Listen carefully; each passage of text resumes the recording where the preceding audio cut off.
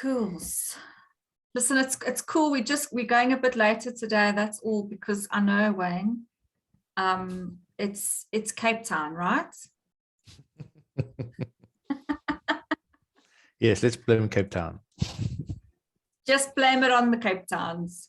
Yeah, no, as we like to also call it a bit of Slaapstad, or what? Is that allowed? Are we allowed to use that word? That's what you people call us, yes. Not completely accurate. No, and I must be honest, Wayne is very efficient in what he does, right, Wayne? I'd like to think so. No, you definitely at are. least with most of it. Okay, so let's kick off. We're now live on Facebook and do a quick intro for us. So it's just welcome to everybody again for joining us this friendly Friday with the Marketing Lifeline, where we come together with like-minded people who like to share and share alike. And as I said a bit earlier, we have Wayne Warren joining us from Cape Town.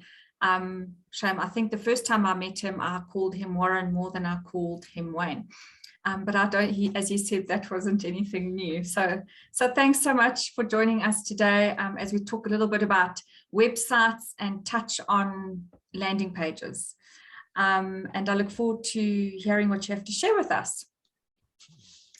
So just a very short intro for Wayne. Clearly, he's very more technical than writing. And that's absolutely great. So he's given us a very short bio, but I'm sure there's a lot more behind it. And I definitely have one question for him. Anyway, as we said, Wayne is based in Cape Town and he keeps himself busy with his multitude of skill sets from graphic design, website design to videography and much more. I kind of sum it up as an all-round multimedia maker. In his spare time, he likes to spend time gaming and airsoft and D&D. So my question to him was, what is D&D? So let him quickly tell us what it is. D&D is a very old role-playing game. It's basically like the games kids play on the computers these days. You play with pen and paper. It's like the whole game is in your imagination. And D&D stands for? Dungeons and Dragons. Ah, interesting, it's a hey? very, very decades old game. And it just keeps evolving as the years go by. That's awesome. And to finish off, his life motto is, don't do today what you can do tomorrow. Love that. Cool. So let's kick off and go straight into the questions for today. So as I've called the web guy, or I think maybe the multimedia guy is probably better, but anyway, we're calling you the web guy, web guru, whatever it is. What makes building websites interesting and why do you like doing it? Websites are sort of a accumulation of all formats. So with websites, you get to implement, especially for the line of work that I'm in and my broad, it's called a job description. You get to implement a little bit of everything into a website. There's bits of graphic design, there's UI you have to look at. You have to think from a concept to the finished product, what your goal is, how you're going to achieve it, and then use all your accumulation of skills to put it all together. Normally in like big studios, you'll have 4 different people working on one side. You'll have one guy working on the front end, one guy working on the back end, one guy just doing some graphics and passing it on to the guy who's doing the coding.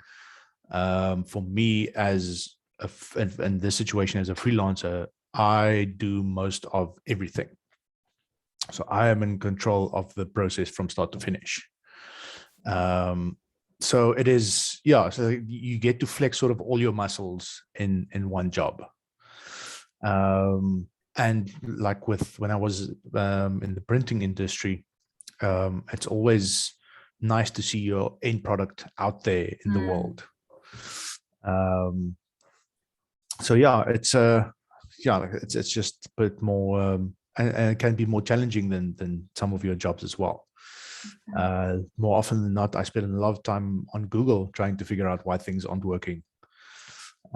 So you're constantly learning as well, because websites, a lot, unlike designing, for example, is a lot more constantly evolving as a product, because the way websites are being done, they're always changing. WordPress, for example, just now with their latest release, they now support internal WebP images, which is a game changer, because WebP images are a lot smaller. It's a lot more compressed format, but without losing quality. So yeah, it's constantly changing, and there's always newer and better ways of doing it. HTML5 is age-old code, and it's still evolving. HTML5 is brilliant what it can do. So yeah, it keeps you on your toes. Sure, you're keeping me on my toes, because you mentioned a few words there that probably are quite new to me and mean nothing. I think that's just where our fit is I'm the thinker and the creator, and you kind of implement and bring yeah, well, my work doesn't happen without your work. Yeah, agreed. Okay, well, that's interesting. And yeah, as I said, definitely the tech guy, because as you mentioned now, I mean, it's also getting to know, the new things, the latest stuff. You can't kind of sit back and expect yourself to not be up to the latest trends, because if you're not up there, then your websites are not going to perform, and so it goes.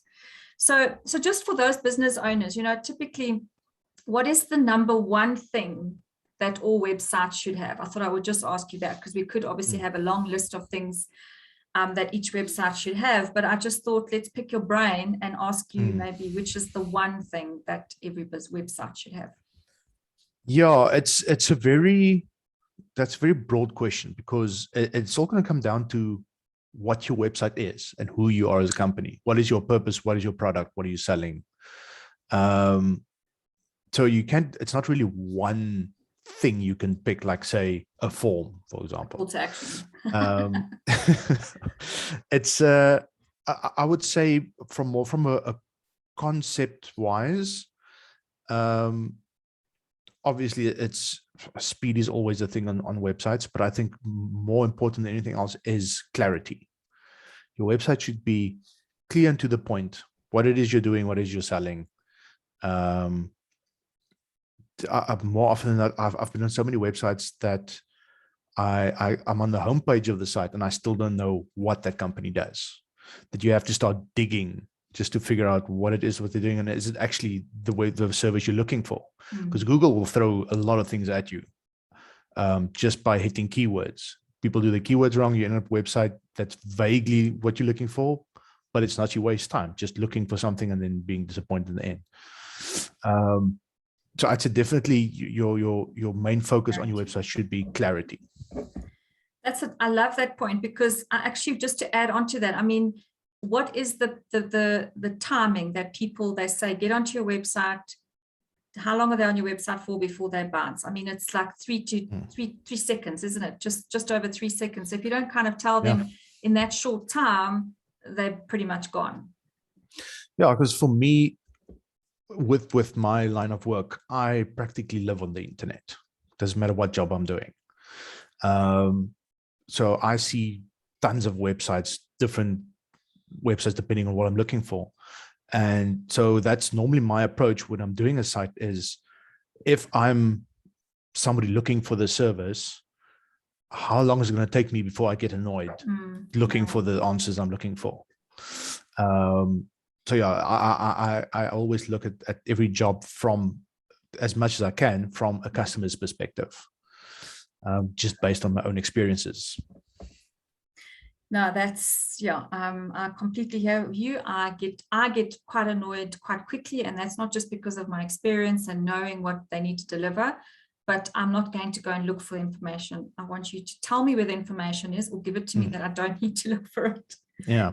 And you also always have to take into consideration the people who are not tech savvy and doesn't know the internet that well. So it has to be user friendly, like I said, clarity, straight to the point. You don't want to dig around, because not everybody knows where to look for things on the internet. Yeah. Awesome. So how clear is your website? Then just share a bit with us now about this topic about landing pages. What is the difference between a landing page and a website? So essentially, a landing page and a website have a lot in common in the aspect that a landing page is a web page. It is a page on your website, but nobody can get to it. So it's not linked directly to your website. So landing pages have one sole purpose, and that's generating leads. It will be part of your website. Like I said, there won't be a link on your website to get to it. A landing page will only be accessed via the link that you supply to your target audience via Facebook post or whatever social media you're using it to distribute it with. So a lot of the times landing pages won't, like in your website, will have the header with all your links to all your different pages and services about us and contact us, etc., etc. Landing pages a lot of time won't even have that. There's no way to get back to your website from a landing page because it's pure information. Landing pages also, again, very important. Clarity, get straight to the point of what it is you're selling is, why somebody would want it, and then, like I said, main purpose is generating leads. So if your landing page doesn't have a form to capture your client data, then it's pointless. Then you don't. Then you're wasting your time. So yeah, like I said, very, very similar to your website in the aspect that it is actually hosted on your website. It is part of your website, just not accessible any other way than the link that you are distributing. So it makes your targeting straightforward. You know where people are coming from. People aren't just stumbling across this thing. Generally, when you build the site, you will also tell your site that it shouldn't be tracked by Google. So it can't be found by accidental search results either. So yeah, very much like I said, lead generating, and it is one of the better ways to do it. Yeah, because you are in control of your message, and you have full on control of the tracking of your message.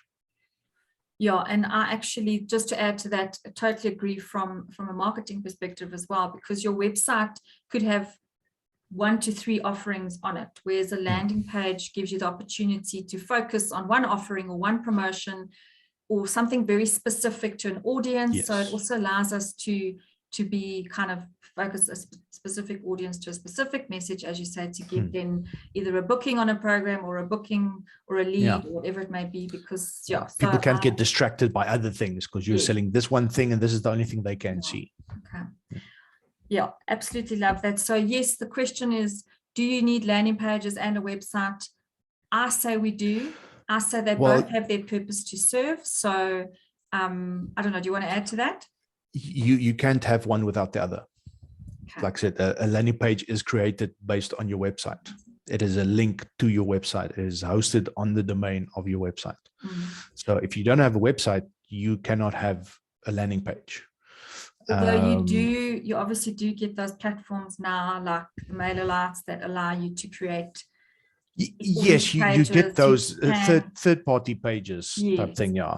But I'm not a big fan of those because they can tend to run expensive because you have to pay those guys hosting fees and monthly all that stuff. Yeah, where if you already have a website, you're already covering that fee. You're already paying for the hosting of your website. There's no additional cost. You literally, only money you're spending is paying somebody like me to design that page for you. And that's it. No additional cost. And you have a benefit of having a website, which every business should have. Love it. Thank you so much for that clarity. I think there's been a few debates about not needing a website, but I think totally websites are important, but landing pages just allow us to be very specific. Just had a conversation with somebody about selling houses to policemen. You know, if you wanted to have if you have a website that sells houses, but you want a landing page selling houses to policemen, that's where your landing page could work for you as well, because it's very specific audience and message. Yeah, it also testifies to in the climate we're living in, the legitimacy of your business. Like if I'm looking for a plumber, I go straight to Google. I Google plumber, all the plumbers come up in my area. It gives you a list of results in my area, and the ones without websites, I generally don't even think of contacting, because the first thing I'm going to look at is your website to see what your business looks like and how legitimate you are. Absolutely. Okay, so then on to the question that I like to always ask, the grunt test. But anyway, my main one for this is, let's just establish 3 top tips for our listeners and to say what all homepages need to kind of pass that grunt test, or what all homepages or the first fold of a homepage need. So the grunt test is a very buzzy word these days. It's a very simple concept, and it's also it's not going to apply to every business. Yeah. The grunt test caters more for somebody selling something. So it's three basic questions. It's if your homepage should answer, your homepage or landing page, whatever you're using, should answer three questions. What do you offer? How will it make my life better? What do I need to do to buy it? Those are your three check boxes. If I open up your homepage and I am still confused about what it is you're doing, I don't see any reason why I should deal with you. And it's confusing for me to just find out how to deal with you or buy your product, whatever the case may be. Then you failed. And it comes back to clarity. Yeah. Your website should be clear, concise, to the point. Your homepage should tell me everything it is that I need to know from the start. Yeah. And then from there, if I'm interested, I'll go dig further. Yes. So yeah, like I said, it depends on your business. But that's fair. I mean, that's the information they need for that initial decision, you know. So yes, agreed. Like you said, what do I offer? I mean, that's number one, right? Yeah. Then, as you've mentioned, how will it make my life better? What are the benefits? You know, why do I need it? Why do I need it now? And then obviously, how do I get it? Like, where do I book? Where do I click? Where do I go? What do I have to do? So I love that. That's awesome. So those are our three top tips from Wayne for today. And I think those resonate to me and probably quite a lot of people, because we always want to put too much in one place, you know, and there's always the other pages we can fill up with the kind of detailed info. So on the homepage, let's stick to the basics. If people want to read more, they can click through to your website. I agree. It's a very delicate balance of you want to be concise and to the point, but you don't want to overwhelm them with too much. Yes. So you have to have that balance of, this is everything we do, but keep it short and precise. Because like I said, you don't want to throw a wall of just text at them when they open up your wall page, like, okay, this is what we do. And it's like, okay, nobody reads anymore. I learn this every day more and more. People don't want to read too much. So precise, short, flashy, and then you just keep it clear. Cool. I love those top tips. Thank you. And I think those are things that people can implement quite quickly as well if they need to update their websites, which is maybe not a bad thing. So go and have a look at your website and see if it achieves all those three questions. What do you offer? How will it make their life better? And how can they get it? And then on to our last question. As I just wanted to know, I thought maybe you could share with us, what was one of the most exciting or perhaps biggest websites you have ever built?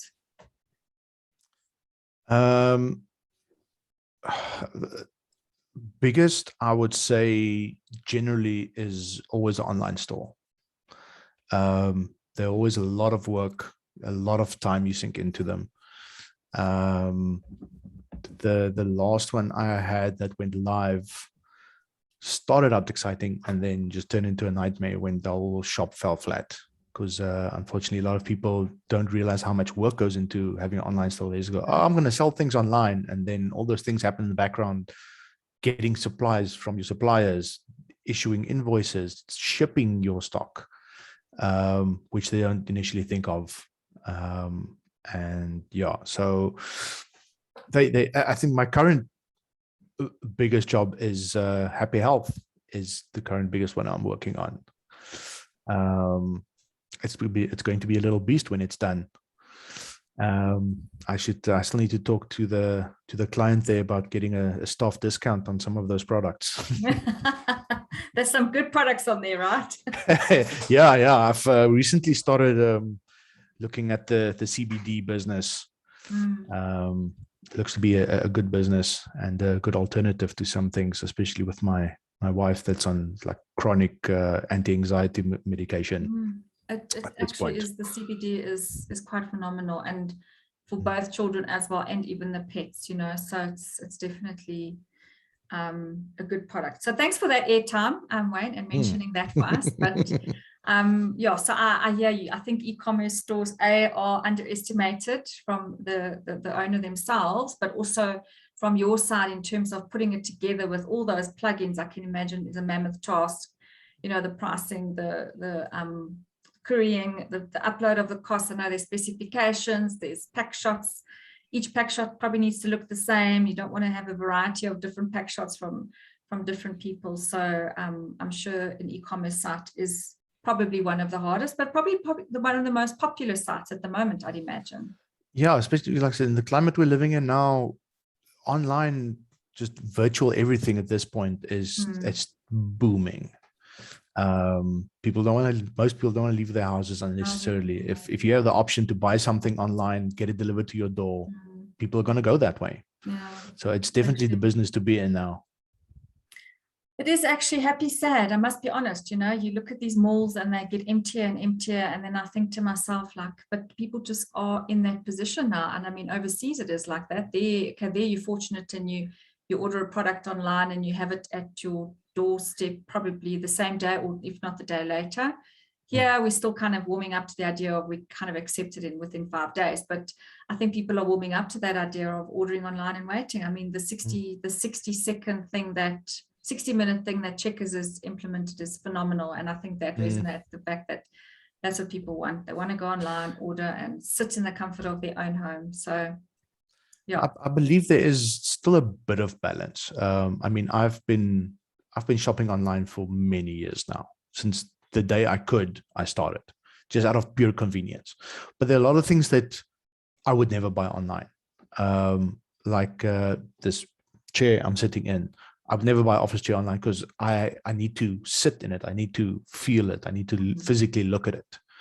So there's still very much a place for brick and mortar in the world. I hope so. I do for that. For those people's sake, you know, I kind of feel maybe the kind of weekend markets might be something that will be less of, because those are the products that people can put online. But yeah, I really, you know, want to return to normal so people have the balance. I agree, you know, but we do still need to experience, you know, and I agree, I can't buy clothes online. Their large is definitely much clothes smaller. And shoes are a big problem for me. Everybody has a different idea of what the centimeter is, it seems. Yeah. Okay, well, that's been awesome. Thank you so much for your time today, Wayne. I really do appreciate it. I know that you had some struggles getting on, but I know that's just an excuse.